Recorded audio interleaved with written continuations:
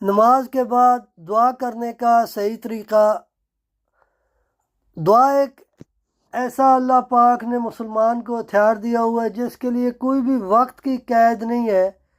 کسی وقت بھی کوئی بھی مسلمان اپنے اللہ سے گفت و شنید کر سکتا ہے، اپنے اللہ سے جو چاہے وہ مانگ سکتا ہے۔ اب نماز کے بعد دعا کرنے کا صحیح طریقہ یہ ہے کہ فرض نماز کے بعد بندے کو آیت الکرسی پڑھنی چاہیے۔ آیت الکرسی کے بعد دونوں ہاتھ اللہ کی بارگاہ میں اٹھا کر کے اول اور آخر درود پاک پڑھا جائے اور اس کے درمیان دعا مانگی جائے۔